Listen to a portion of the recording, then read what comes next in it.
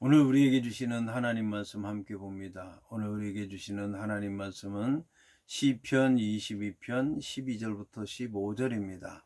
그러면 다 함께 읽습니다. 많은 황소가 나를 에워싸며 바산의 힘센 소들이 나를 둘러쌌으며 내게 그 입을 벌림이 찢으며 부르짖는 사자 같으니이다. 나는 물같이 쏟아졌으며 내 모든 뼈는 어그러졌으며 내 마음은 밀랍 같아서 내 속에서 녹았으며 내 힘이 말라 질그릇 조각 같고 내 혀가 입천장에 붙었나이다. 주께서 또 나를 죽음의 진토 속에 두셨나이다. 아멘. 오늘 말씀의 제목은 황소처럼 사자처럼입니다. 그러면 본문의 말씀을 통해 함께 은혜 나누도록 하겠습니다. 이에 본문의 말씀을 보면 많은 황소가 나를 에워싸며 바산의 힘센 소들이 나를 둘러쌌다라고 말씀하고 있습니다. 앞선 1절부터 11절까지의 말씀에서 다윗은 목숨을 유지하기 어려운 절박한 위기에 내몰린 상태에서 응답하지 아니하시는 하나님을 향해서 구원을 호소하는 애절한 기도를 드렸습니다. 이제 12절부터 18절까지의 말씀에서 다윗은 황소와 사자와 개와 같은 동물의 모습을 원수들에 비유하면서 그들에 의해서 둘러싸여서 말할 수 없는 정도로 심각하게 고통당하는 처지를 자신의 처지를 아뢰고 있습니다.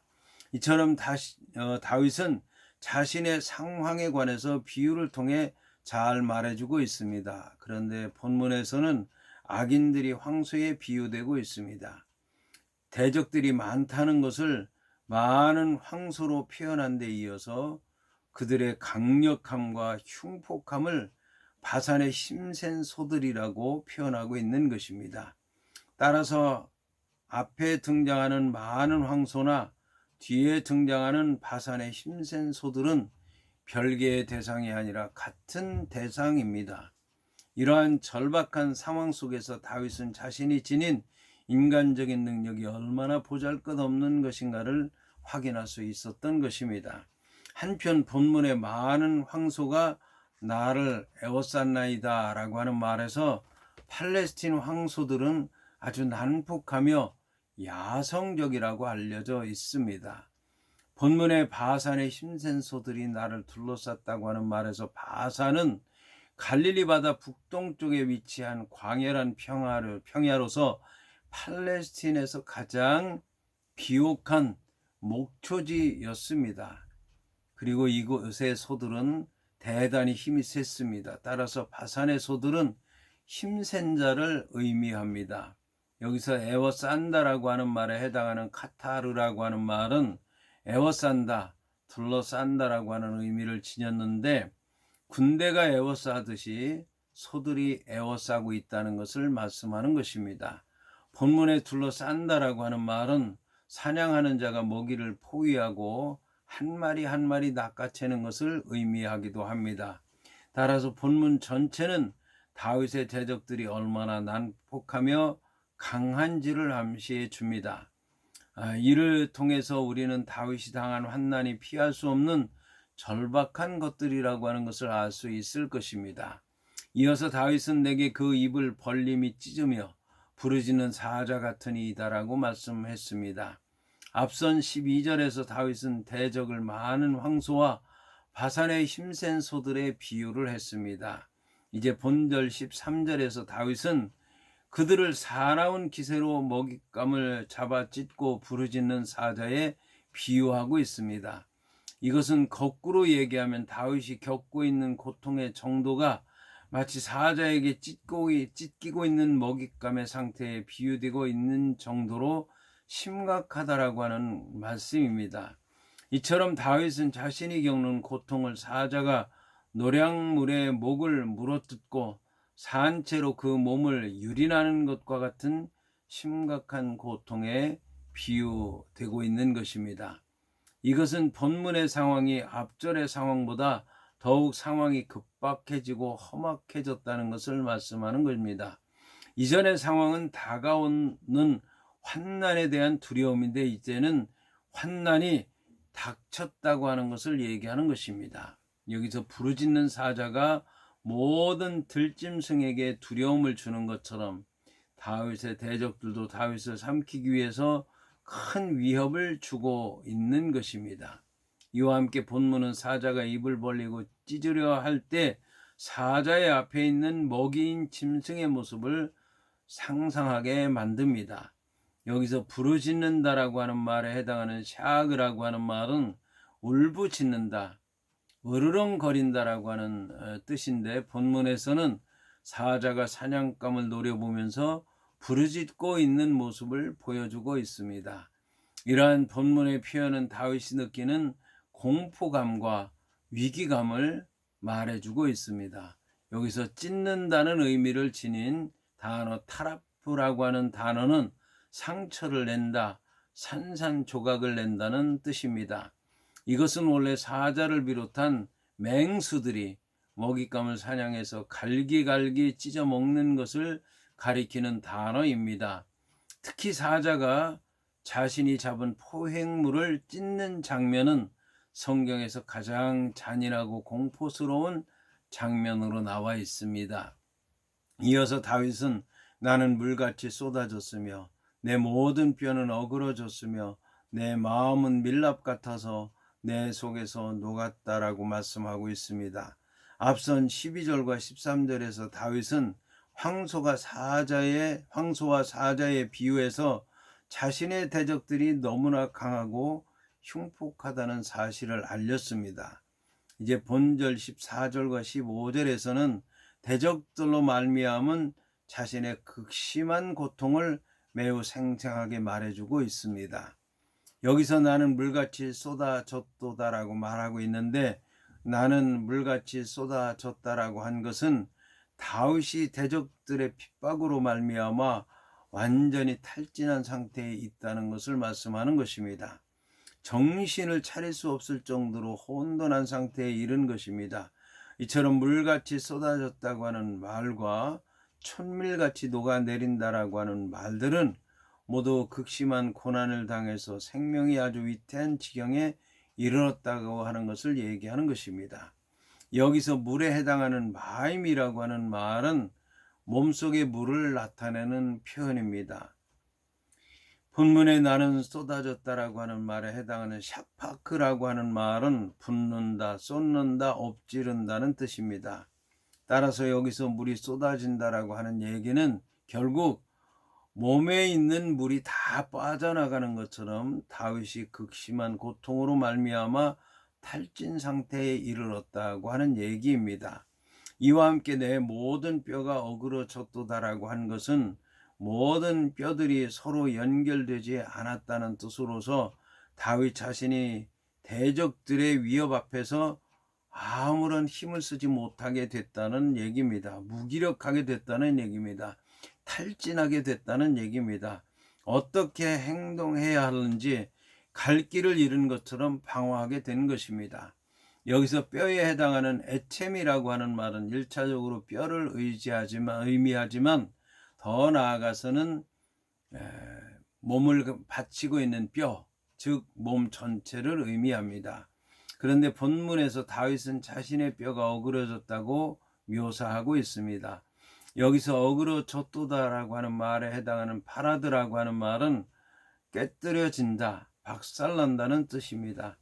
따라서 뼈가 어그러졌다라고 하는 말은 결국 다윗이 극심한 고통으로 말미암아 자신의 몸이 부서질 지경에 이르렀다는 뜻입니다.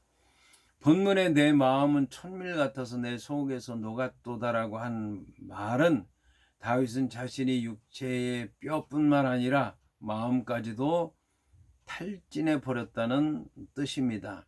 여기서 녹았도다라고 하는 말에 해당하는 마사스라고 하는 말은 녹는다, 용해된다, 야윈다, 흘러내린다는 뜻을 갖고 있습니다. 이것은 천밀이 불 앞에서 그 형체를 잃어버리고 점점 흘러 녹아버리는 것처럼 그 마음이 심각하게 약해진 상태를 눈으로 볼 수 있을 정도로 잘 묘사하고 있습니다. 이러한 표현을 통해서 다윗은 자신의 몸도 마음도 어느 것 하나 제대로 이제 버팅길 수 없을 정도로 심각한 위기에 있다는 것을 말하고 있습니다. 한편 속이라고 하는 말에 해당하는 히브리어 마라고 하는 말은 주로 사람의 내장, 남녀의 생식기관, 감정의 자리를 의미하는데 본문에서는 감정의 자리를 얘기하고 있습니다. 이어서 다윗은 내 힘이 말라 질그릇 조각 같고 내 혀가 입천장에 붙었나이다. 주께서 또 나를 죽음의 진토 속에 두셨나이다 라고 말하고 있습니다. 여기서 힘에 해당하는 코아흐라고 하는 말은 능력이나 활력이라는 뜻과 함께 물질이나 부귀를 가리키는 단어로 쓰였는데 문맥으로 볼 때에 본문에서 내 힘이라고 하는 것은 다윗의 육체적인 힘을 의지한다고 할 수 있을 것입니다. 그런데 본문에서 다윗은 힘이 말라버렸다라고 얘기를 하고 있습니다. 여기서 말랐다라고 하는 말에 해당하는 야벳이라고 하는 말은 메마른다, 시들어진다는 뜻입니다. 따라서 내 힘이 말랐다라고 하는 말은 다윗이 지니고 있는 모든 힘이 바닥에 이르렀다는 것을 얘기하는 것입니다. 본문에 내 혀가 입천장에 붙었나이다라고 하는 말은 다윗이 너무너무 피곤한 상태에 있다고 하는 것을 얘기하는 것입니다. 여기서 내가 목마르다라고 하는 말은 신약성경 요한복음 19장 28절에도 나오는데 십자가에 달리신 예수 그리스도의 위침을 떠올리게 합니다. 내가 목마르다라고 하는 말씀입니다. 예수님께서도 결국 극도의 탈진 상태에 이르게 된 것입니다.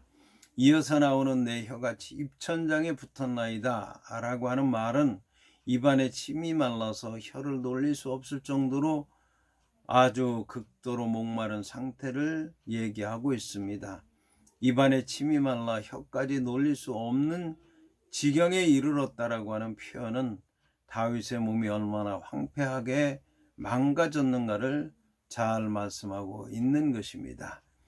특히 이러한 자신의 상황을 얘기하면서 다윗은 질그릇 조각 같다는 얘기도 했습니다. 이것은 다윗이 마치 깨어진 질그릇 조각처럼 산산이 부서져서 스스로의 힘으로는 회복 불능의 상태에 있다는 것을 고백한 것입니다. 이와 같은 비유적인 표현을 통해서 다윗 자신의 몸이 더할 나위 없이 피폐한 지경에 이르렀다는 것을 얘기하는 겁니다.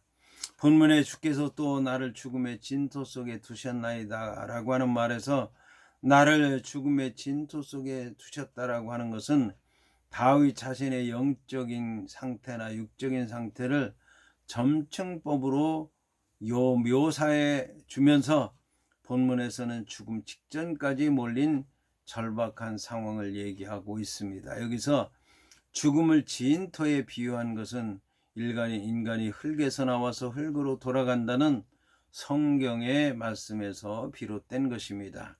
앞선 본문에 이어 죽음이라고 하는 최악의 상황을 연상할 수 있는 무시무시한 고난이 다윗에게 임하고 있다고 하는 얘기입니다. 여기서 말하는 죽음의 진토는 죽음의 진흙더미라는 뜻입니다. 이것은 흙으로 인간의 모든 것을 덮어버리는 어둠의 장막과도 같은 무덤을 의미합니다. 따라서 이러한 표현의 뒷면에는 다윗이 아주 심각한 고통으로 말미암아 이미 죽음을 맛보고 있다는 뜻입니다.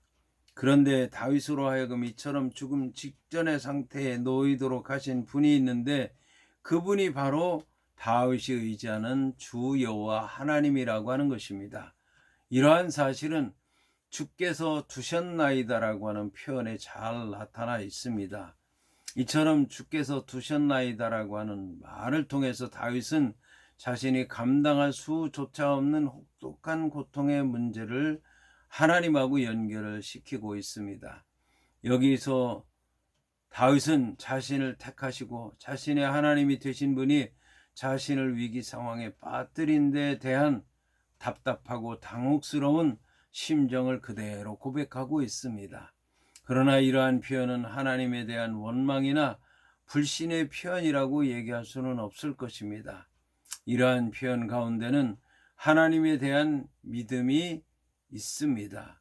다윗은 자신을 둘러싸고 자신의 숨통을 끊기 위해서 달려드는 자들이 겉으로 볼 때는 자신의 대적자들이지만 궁극적으로는 자신을 그와 같은 상황에 놓이게 하신 분이 하나님이시기 때문에 하나님이 함께 하시면 자신의 문제도 얼마든지 해결할 수 있다고 하는 그런 믿음으로 고백을 하고 있는 것입니다.